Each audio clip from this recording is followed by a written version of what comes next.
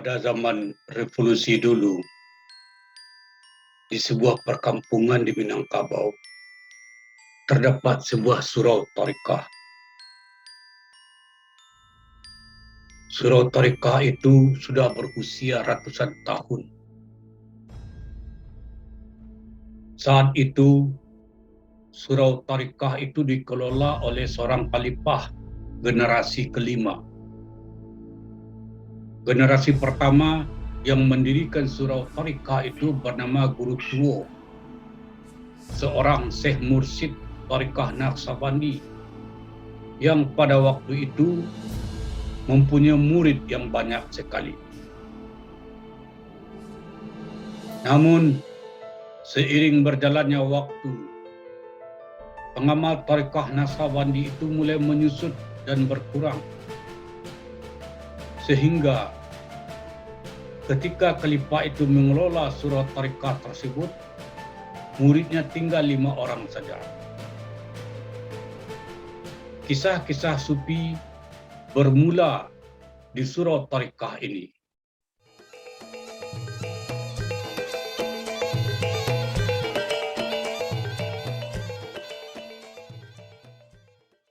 Seperti biasa, selesai tawajuh ba'dal salat Isya setiap malam Senin dan malam Kamis, sang khalifah yang bernama Basir, dan orang kampung memanggilnya Khalifah Basir, memberikan pengajian. Kadangkala pengajiannya itu saja dan berulang-ulang.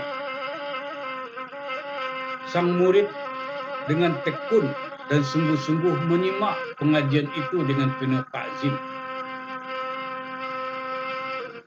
Murid-murid yang berjumlah 5 orang itu rata-rata hampir seusia dengan Khalifah Basir, mendekati 60-an tahun. Tidak ada anak muda dalam majlis tersebut.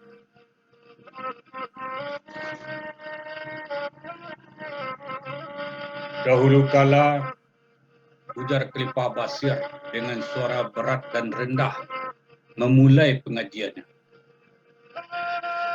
pernah terjadi banjir bandang di sebuah perkampungan di negeri Balkan.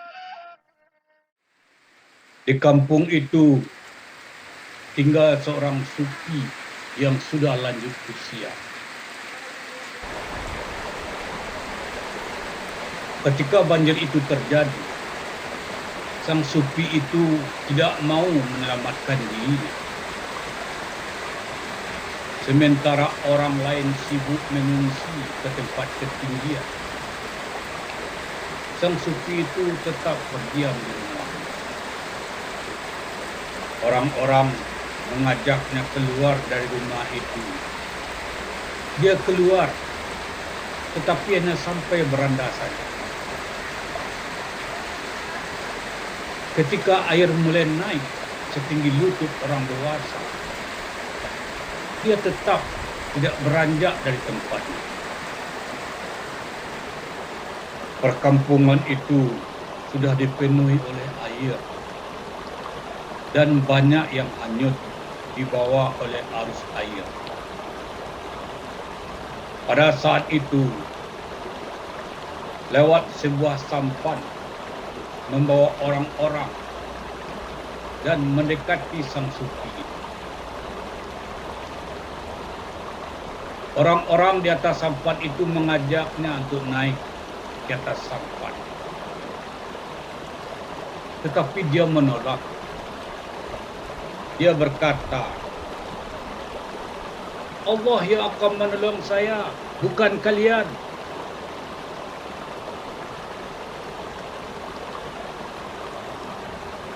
Sejurus kemudian, Khalifah Basir terdiam. Ia tercenung sejenak sambil menatap langit-langit loteng surau itu.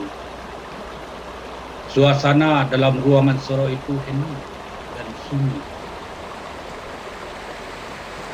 Kemudian Khalifah Basir melanjutkan kisah. Sang sufi itu mempunyai keyakinan bahwa saat situasi yang semacam itu dia pasti ditolong. Pertolongan Allah akan datang untuk menyelamatkan dirinya dari banjir bandang tersebut. Namun, ketika air sudah naik setinggi dadanya, pertolongan Allah menurutnya belum datang. Dia melihat banyak ternak yang hanyut di bawah arus air. Dia bersikukuh berpegang pada tiang beranda rumahnya agar tidak hanyut. Pada waktu itu, lewat sebuah sampan yang agak besar untuk mengambilnya.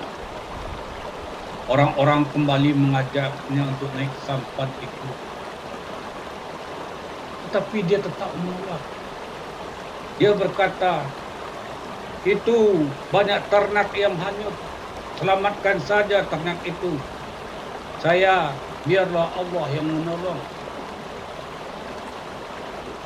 Orang itu pun berlalu meninggalkan sang sufi itu sendiri sambil berpegangan pada tiang beranda rumahnya.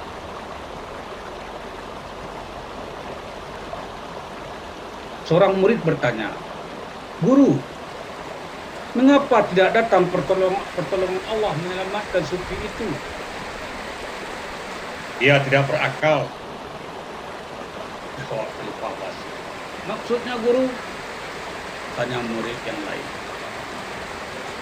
"Dia tidak paham hakikat pertolongan Allah," tukas Khalifah Basir. "Jadi, bagaimana kelanjutan kisah itu, Guru?" tanya murid lain lagi. Khalifah Basir terdiam sejenak. Dia menunduk sambil menatap lantai. Beberapa saat kemudian, dia mengangkat kepalanya dan menatap muridnya satu persatu sambil menghela nafas panjang.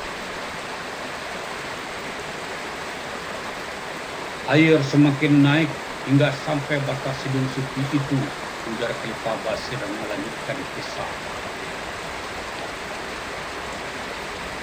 Sufi itu tetap bertahan pada tempatnya dengan keyakinan bahwa Allah akan datang memberikan pertolongan kepadanya.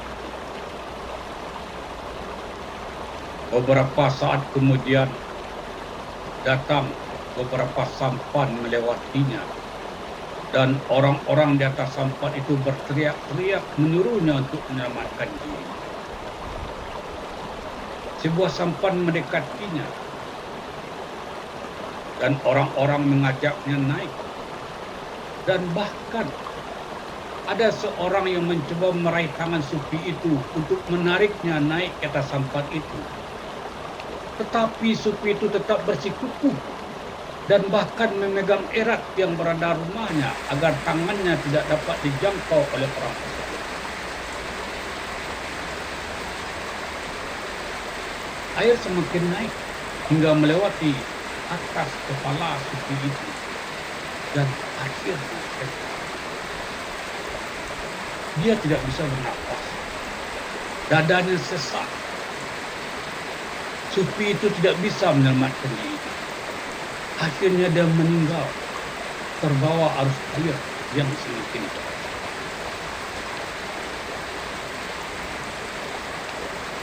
Pada saat nyawanya akan lepas itu, datang seseorang kepadanya. Sufi itu bertanya, "Siapa engkau?" Orang itu menjawab, "Saya malaikat." Mendengar jawaban orang itu, alangkah senangnya hati Sufi. Dia berkata dalam hati, akhirnya datang juga pertolongan Allah menyelamatkan saya. "Apakah engkau datang untuk menyelamatkan saya?" tanya Sufi itu lagi.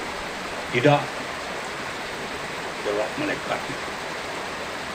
"Lalu untuk apa engkau datang pada saat saya hampir sekarat ini? Dan lagi, mengapa Allah tidak memberi pertolongan kepada saya pada saat seperti ini?" tanya Sufi. Malaikat itu menjawab, "Sudah 3 kali pertolongan Allah datang untuk menyelamatkan kamu, tetapi ketiganya kamu tolak." "Yang mana 3 pertolongan Allah tersebut?" tanya Sufi. Yang pertama, kata malaikat tersebut, ketika air setinggi lutut kamu, datang sebuah sampan menjemput kamu, tetapi kamu menolak. Kedua, ketika air setinggi dada kamu, datang lagi sebuah sampan dan orang-orang mengajak kamu naik, tetapi kamu tetap menolak. Ketiga, ketika air sudah sampai batas hidung kamu, datang lagi orang mengajak kamu naik ke atas sampan itu, tetapi kamu tetap menolak. Sehingga akhirnya kamu tenggelam dan tidak bisa menyelamatkan diri dari banjir tersebut. Orang-orang yang datang menyelamatkan kamu itu pada hakikatnya itu adalah pertolongan Allah. Tetapi kamu tidak memahaminya dan bahkan menolaknya. Dengan demikian, berarti kamu sendiri yang menolak pertolongan yang datang dari Allah.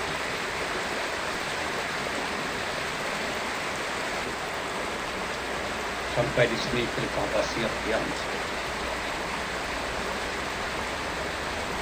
akhirnya bagaimana guru? Tanya salah seorang murid dengan penasaran. Sufi itu wafat dengan rasa penyesalan yang sangat mendalam atas kebodohan dirinya sendiri. Jawab Khalifah Basir. Suasana dalam ruangan surau itu kembali sunyi dan dingin. Khalifah Basir menghela nafas panjang dan dalam. Pada wajahnya terlihat kerut-kerut ketuaan, walaupun dia belum dapat dikatakan sudah tua betul.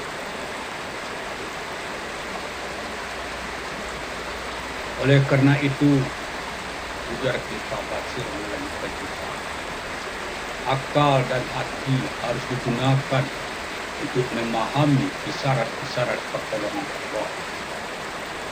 Tidak bisa bertolak dari keyakinan saja bahwa Allah Maha Penolong tanpa menggunakan akal dan hati untuk memahami bentuk pertolongan Allah tersebut. Ujar Khalifah Basir. Dia memandang murid-muridnya dalam-dalam. Murid-murid menundukkan kepalanya, tidak berani menatap guru. Sampai di sini pertemuan kita, tutur Khalifah Basir sambil berdiri yang diikuti oleh murid-murid.